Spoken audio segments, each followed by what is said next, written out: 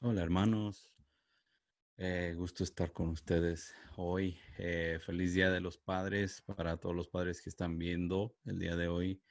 Em, Como había comentado la semana anterior, finalmente hoy vamos a dar el broche de oro con nuestro estudio de Gálatas 3. Eh, Venimos platicando este tema, incluso sé si hemos titulado la serie La ley o el rey. Y la pregunta es simple: ¿nos justificamos por la ley o nos justificamos por el rey, por Cristo? Eh, ¿Cristo fue suficiente o la ley en combinación de Cristo, o simplemente la ley sola es lo que nos da esa justificación ante el Padre? Y me refiero a justificación como qué es lo que nos hace libres de pecados, libres de culpa cuando estemos frente al Padre el día del juicio.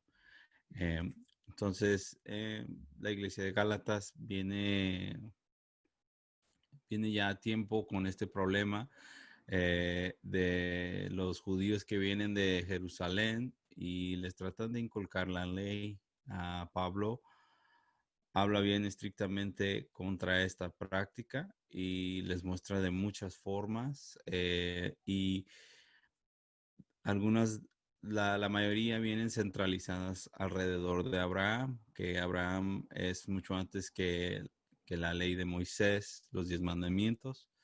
Eh, y de allí es donde venimos escuchando las palabras de Pablo, y Pablo nos da una clase maestra en qué realmente es lo que dice la escritura antigua. Si se acuerdan que la escritura le prometió a Abraham que su semilla será una bendición para todas las naciones, y Pablo nos explica que no es Isaac la semilla, sino que Jesús es la semilla, y por medio de Jesús todos somos bendecidos. Eh, y Pablo, después de exponer todo esto, finalmente llegamos a verso 19, y en el verso 19 llega al grano. En el verso 19 de Gálatas 3 dice: entonces, ¿para qué se entregó la ley? Fue añadida a la promesa de ser una bendición para todas las naciones, para mostrarle a la gente sus pecados. Pero la intención era que la ley durara solo hasta la llegada del Hijo prometido, quien es Jesús. Por medio de ángeles, Dios entregó su ley a Moisés, quien hizo de mediador entre Dios y el pueblo. Pongan atención aquí. Ahora bien, un mediador es de ayuda si dos o más partes tienen que llegar a un acuerdo. Entonces Moisés era el mediador entre el pueblo de Israel y Dios. Y el pacto que tenía él con ellos era la ley. Era de mostrarles la ley. Pero la ley, como dice aquí Pablo, la ley no fue entregada a los judíos para que ellos puedan llegar a ser justificados por medio de la ley. Porque si es por medio de la ley, quiere decir que una persona siguiendo la ley o siguiendo los 10 mandamientos es capaz de lavarse de sus propios pecados y es capaz de quedar justo ante Dios. Algo que vimos anterior en este capítulo, que Abraham incluso fue justificado ante Dios, fue visto como justo ante Dios, o sea, libre de pecado. Dios lo hizo por medio de su fe. Ok, seguimos en verso 20. No, perdón. Ahora ven, un mediador es de ayuda si dos o más partes tienen que llegar a un acuerdo. Pero Dios, quien es uno solo, no usó ningún mediador cuando le dio la promesa a Abraham, muy importante, Dios no tuvo nadie entre medio de él y Abraham cuando él habló y le dio la promesa de que sus descendientes iban a ser una bendición y que les iba a heredar la tierra prometida. Verso 21. ¿Hay algún conflicto entonces entre la ley de Dios y las promesas de Dios? De ninguna manera. Si la ley pudiera darnos vida nueva, nosotros podríamos hacernos justos ante Dios por obedecerla. Verso 22. Pero las escrituras declaran que todos somos prisioneros del pecado. Así que recibimos la promesa de libertad que Dios hizo únicamente por creer en Jesucristo. Bueno, aquí estamos cubriendo del verso 19 al verso 22. El punto es bien fácil.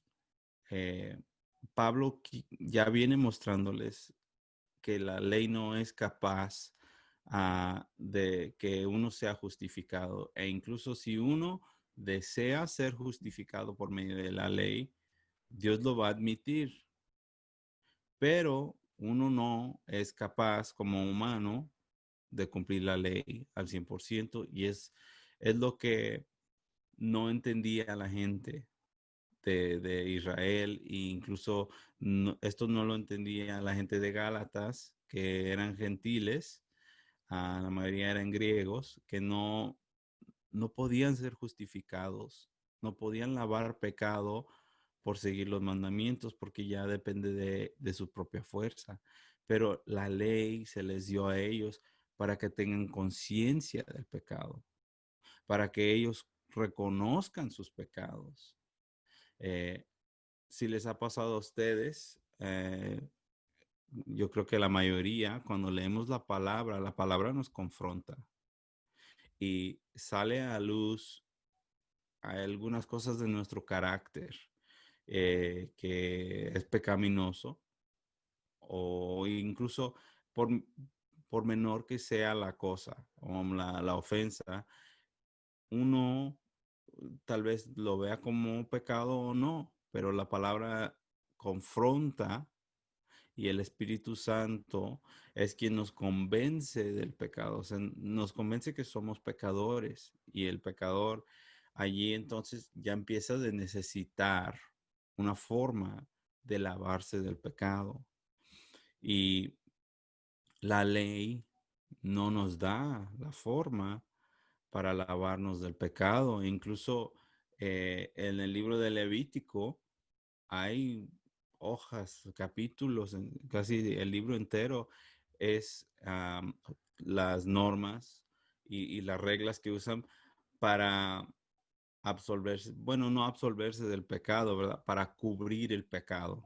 Es lo mismo que hizo el Padre en el Edén cuando les dio vestimentas de cueros de animales a Adán y a Eva después de que habían pecado. Pero la sangre que se derrama de animales no es suficiente para lavar el pecado. O sea, no es suficiente para quitar el pecado. Es una cobertura temporal donde Dios permite que la sangre de estos animales sea una cobertura para los pecados de las personas, para que no sean condenados eternamente, para que tengan algo de espera, ¿verdad? Una esperanza, perdón, hasta que venga Jesús, hasta que venga el Mesías, el Cordero, que va a derramar su sangre para lavar el pecado de una vez por todas. Esto es la clave de todo esto. Ahora, yo creo la pregunta natural que surge de este capítulo, bueno, de estos versos, está en verso 22 que dice, pero las escrituras declaran que todos somos prisioneros del pecado. Así que recibimos la promesa de libertad que Dios hizo únicamente por creer en Jesucristo. aquí la palabra clave es que somos prisioneros del pecado. La gente del Viejo Testamento, antes de que viniera Cristo, ¿cómo es que ellos podían ser justificados o hallados justos? Si lo vemos de esta forma, aparte de Abraham, la mayoría tuvo que haber muerto en sus pecados. ¿Y qué es el destino de ellos? ¿O Dios los justificó o no los justificó? Jesús todavía no había venido. La palabra hablaba de Jesús, pero la gente de Israel no lo entendía por completo. Eran profecías. Incluso los mismos salmos de David eran profecías. Y hay ciertas personas que tenemos como iconos en la Biblia. Y estas personas que eran muy grandes en la fe, igual tenían pecados. Y la Biblia nos muestra sus pecados. Y cómo es que ellos son salvos o son completamente perdidos. Aquí es un punto, yo creo que si no se han hecho la pregunta todavía, eh, es la hora de empezar a pensarlo. ¿Qué es lo que pasó con ellos? Y realmente ellos tenían un pacto muy diferente al de nosotros. Y si aquí nos acaba de explicar el apóstol Pablo que la, la ley no es capaz de entregarnos la libertad del pecado. La ley no es capaz de darnos salvación, porque eso dependiera de nosotros, de nuestra propia capacidad. Y no es no es por medio de nuestra capacidad que recibimos salvación, es por medio de Cristo y su trabajo completo y perfecto en la cruz. Así que si, si van conmigo, vamos a ir a Lucas capítulo 16.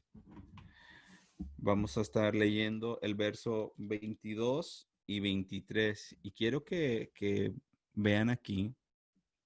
Esta es la parábola del hombre rico y Lázaro. No es el mismo Lázaro que resucitó cuando Cristo lo llamó. Este es una parábola, es una historia, es otro Lázaro completamente diferente. En el verso 22 dice, con el tiempo, el hombre pobre murió y los ángeles lo llevaron a estar con Abraham. El hombre rico también murió y fue enterrado, y su alma fue al lugar de los muertos. Allí, en medio del tormento, vio a Abraham a lo lejos con Lázaro junto a él. En esta parábola, Jesús le está mostrando a la gente que hay dos lugares. Quizás de aquí es donde sale el concepto del cielo y del infierno, ¿verdad? Pero ahí es claro, Jesús, que el hombre pobre, Lázaro, puede estar con Abraham. Entonces, cuando Abraham muere, él va a un lugar. Lázaro, aparte de ser pobre, no nos explica mucho la Biblia. Era pobre y era enfermo, tenía llagas en las piernas. Y él cuando muere despreciado por el hombre rico, él cuando muere va a estar con Abraham. Pero el hombre rico dice que va al lugar del tormento. Entonces, lo que quiero darles a entender es que hay un lugar antes de Cristo donde iban todas las personas que creían. No era mediante la ley, porque si es que van donde está Abraham, Abraham no tenía la ley de Moisés. no tenía esos 10 mandamientos. De hecho, el pacto que Dios hizo que Dios hizo con Abraham era la circuncisión, no era la ley. Entonces, el pacto de Abraham, muy diferente al pacto de Moisés, pero dice que Moisés, cuando murió, estaba en un lugar, perdón, cuando Abraham murió, estaba en un lugar. Y este hombre Lázaro, cuando él muere, va a estar en el mismo lugar. El hombre rico se va al lugar de tormento. Ahora, ¿qué es? Me encantaría poderles explicar qué es lo que decide si, porque el hombre pobre se va a estar con Abraham y por qué el hombre rico se va al lugar de tormento. Pero la Biblia no nos dice mucho aparte de exponernos el carácter de Lázaro y el hombre rico. El hombre rico no era una persona bondadosa, no era una persona que se compadecía de las personas, era egoísta. Lázaro era una persona enferma, una persona pobre, y es el extento de lo que sabemos del carácter de cada persona. Eh, y algo hizo Lázaro que lo designó. Y yo creo que es la fe en Dios. Y no es de decir que el hombre rico no, quizás sí tenía una fe en Dios, pero a lo mejor no era fe, fe verdadera. Es esto que venimos hablando que es religiosidad. Una persona que cumplía nomás con lo que se le exigía para mantener la religión, pero no tenía fe auténtica, quizá, ¿verdad? Pero donde quiero enfocarnos es que hay dos lugares y hay muchas personas entre Abraham y entre Jesús, incluso antes de Abraham, ¿verdad? Si recuerdan cuando Jesús está en la cruz, están las dos personas a un lado de él y los dos son criminales y uno no cree en él, el segundo sí cree en él y le dice, recuérdate de mí cuando entres en tu reino. Y Jesús le contestó, hoy vas a estar conmigo en el paraíso. Jesús, cuando él muere, aún no es el ascenso, ¿verdad? Aún no es el ascenso cuando Jesús muere. ¿Por qué? Porque Jesús, cuando él estuvo en el templo en Jerusalén, perdón, en su tierra natal, él leyó de la carta de Isaías y él dice que él vino a dar las buenas nuevas a los pobres y a liberar los cautivos.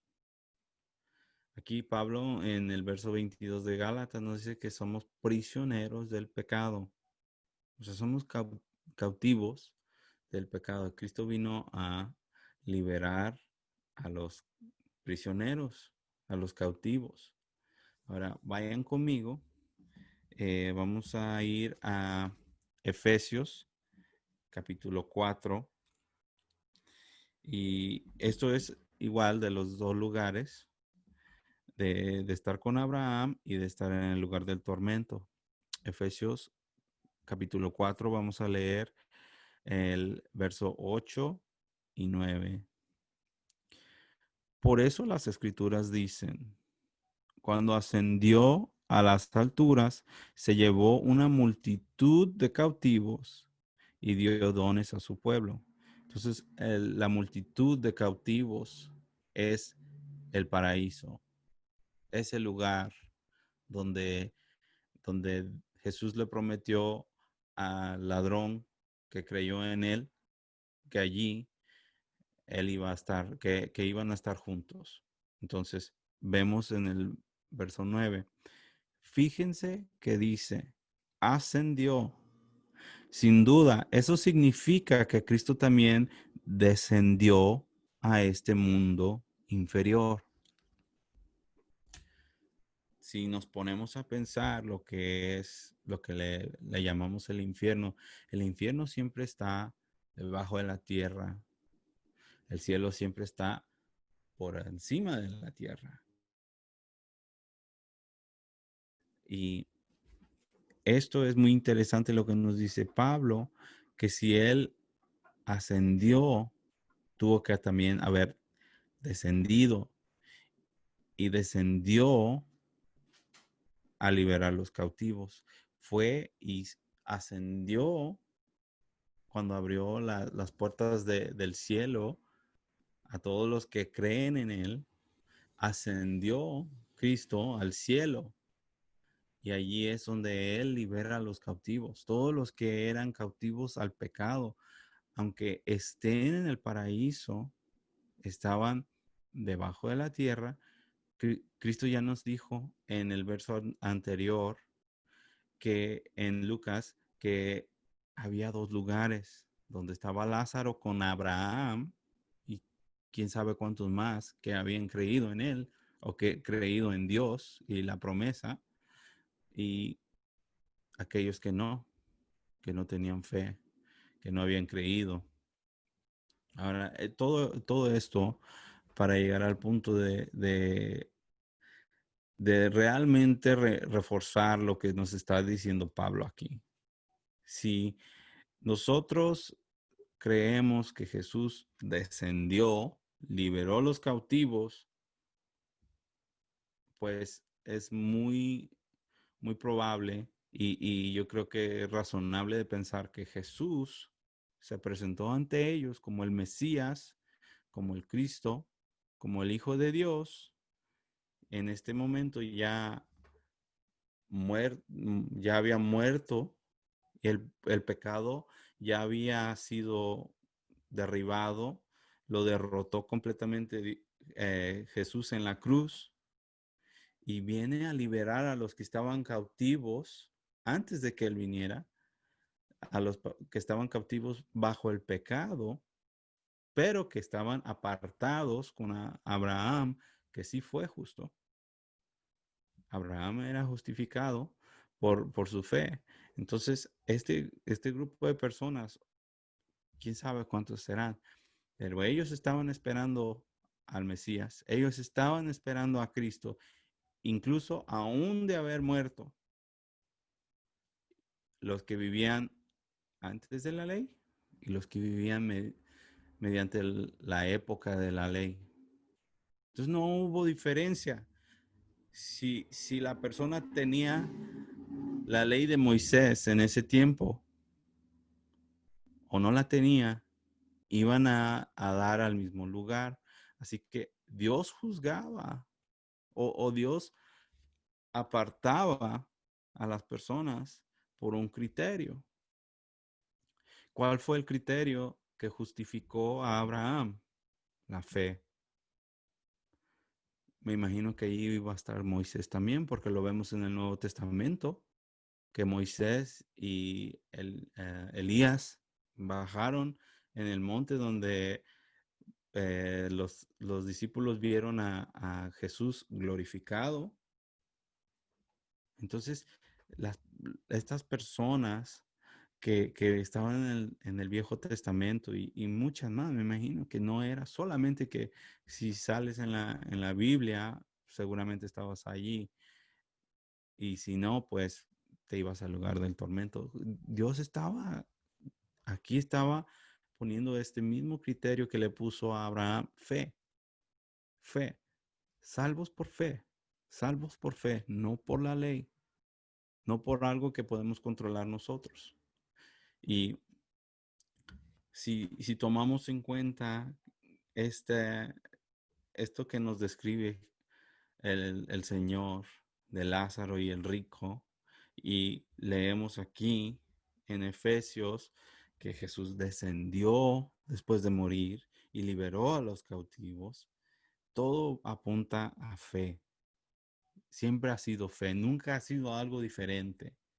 Aunque la ley haya estado puesta, aunque Dios nos dio eh, capacidad de poder sacrificar animales, bueno, a nosotros no, a los judíos, era una cobertura, era, como decimos, era como ponerle un curita, pero la ley fue para convencernos que somos pecadores y solamente eso, era para que nosotros tuviéramos conciencia de lo que es lo que está viendo Dios y qué, qué tipo de vida vamos a vivir. Una persona que es inconsciente de pecado va a pecar a la ligera. Una persona que es consciente de pecado y tiene fe en Dios, las dos cosas juntas, esa persona puede llegar a un lugar donde su fe, que es grande, es lo que está viendo Dios. Y no va a haber tanto los pecados, ¿verdad? Nosotros ya vivimos en esta época donde Cristo ya nos liberó de eso, de estar tratando de seguir la ley. Ahora el Espíritu Santo es quien nos convence de nuestros pecados y lo sigue haciendo aún ahora. Una persona cuando peca, que es creyente, el Espíritu Santo para luego está tocando las puertas. ¿Por qué hiciste eso? ¿No crees que eso estuvo mal?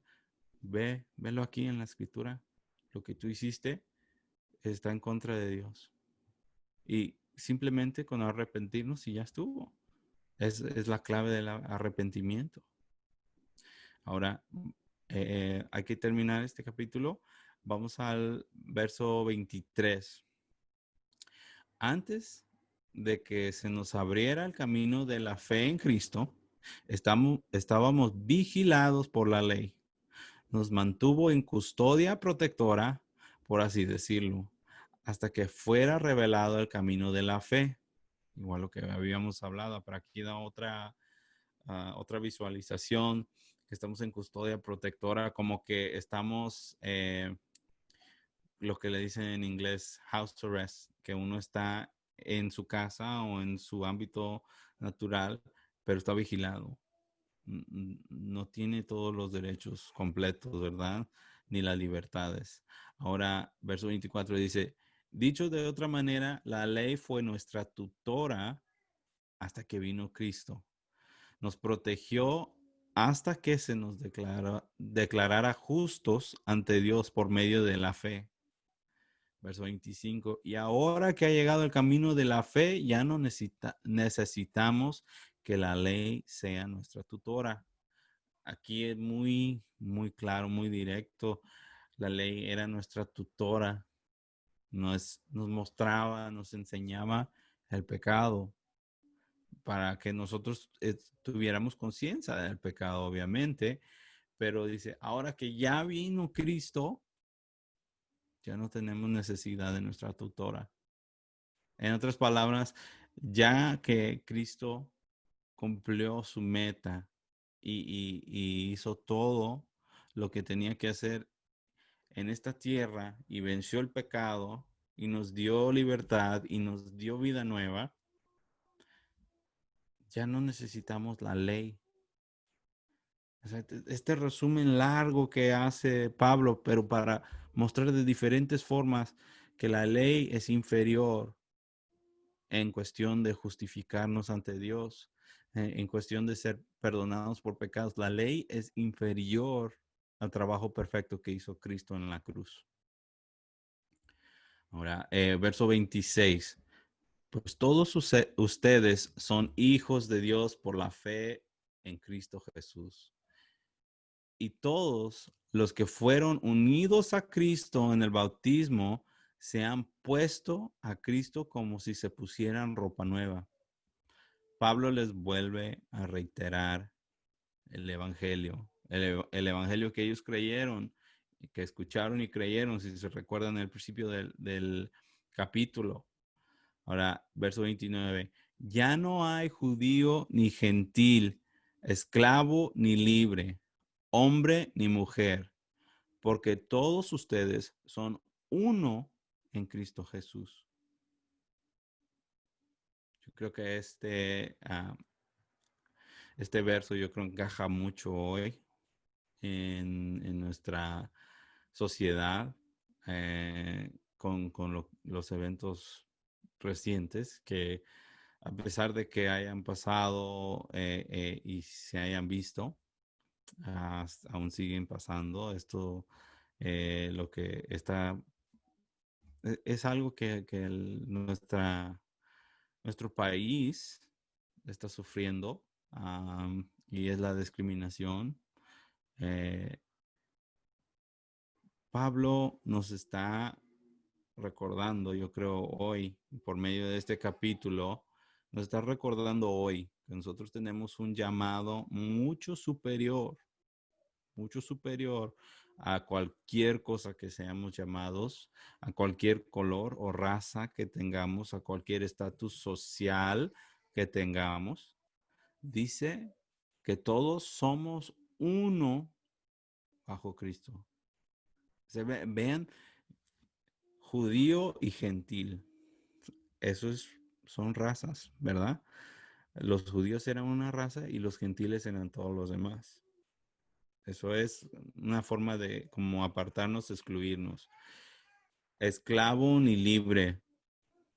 La persona que puede hacer y deshacer y la otra persona que depende de otra persona. Esclavo y libre. Hombre ni mujer, sin hablar. Yo creo que esto es algo especialmente en los países natales hispanos de nosotros como comunidad. Hay una diferencia entre hombre y mujer y las capacitaciones que se les dan eh, en el mundo y algunas veces dentro de la iglesia. Hombre ni mujer, porque todos ustedes son uno en Cristo Jesús. Wow. Aleluya. Verso 29. Y ahora que pertenecen a Cristo, son verdaderos hijos de Abraham. Son sus herederos y la promesa de Dios les pertenece a ustedes. Abraham, el padre de la fe. Pablo nos dice que por medio de Cristo nosotros somos verdaderos hijos de Abraham, verdaderos descendientes de Abraham, porque somos herederos. Si recuerdan la semana pasada, la herencia que hablamos era la tierra prometida en el contexto que se les dio, pero Dios estaba hablando de algo mucho más grande. Estaba hablando de la nueva Jerusalén que viene, del reino que viene. Nosotros somos herederos del reino. Pablo lo dijo así, que somos coherederos con Cristo, porque somos hijos de Dios. Somos igual a Cristo. Somos hijos de Dios ante el Padre. El Padre no nos ve como siervos, no nos ve ni como los ángeles, ni nada. Él nos ve tal cual como ve a Cristo. Son mis hijos. Esto es increíble lo que nos dio Jesús, ¿verdad? Y la promesa es de ser una bendición, una bendición a todas las naciones, una bendición a todo el mundo. ¿Cómo nosotros vamos a hacer una bendición? Es muy fácil. La libertad que nosotros recibimos al recibir el Señor es como nosotros vamos a dar libertad a los demás. Nosotros tenemos el llamado de seguir el ministerio del Señor. Nosotros también tenemos que liberar a los cautivos del pecado. Todas esas personas que viven en pecado son esclavos del pecado. Y nosotros tenemos la llave para liberarlos. Nosotros tenemos a Cristo. tenemos el mensaje de vida y eso es lo que nos va a ayudar para liberar a los que amamos, a liberar a los que necesitan Cristo en verdad. Eh, es muy increíble si uno realmente hace, como hemos leído este capítulo, si uno abre las escrituras y lo ve con los lentes de Cristo, o sea, viendo todo bajo la perspectiva de que la Biblia está hablando siempre de Cristo. El Viejo Testamento y el Nuevo Testamento. Si uno solamente lee eso, es muy difícil que uno llegue a la conclusión de que solo son historias alegóricas o históricas. Esto es la palabra viviente por el Espíritu Santo que vive en nosotros y por Cristo. Cristo quien nos dio todo. Y bueno, hermanos, yo creo que el apóstol Pablo ha dejado bien claro el tema y es simplemente de preguntarnos nosotros mismos, incluso a nuestras amistades o familiares que conocemos que tienen un concepto de lo que es la ley y que intentan vivir su vida de acuerdo a la ley o de seguir la ley y creer que sus buenas obras es lo que los va a llevar a la salvación. No hay mejor capítulo que Gálatas 3 para mostrarles que no es por medio de la ley. Uno solamente puede recibir perdón de pecados y salvación por medio del Rey, por medio de Cristo, por su sangre. Así que hermanos, espero que nos sigan sintonizando, compartan estos estudios con sus familiares, con sus amigos y un anuncio próximamente. Vamos a empezar el estudio bíblico en la iglesia, pero me gustaría que se pongan en contacto conmigo para poder uh, obtener un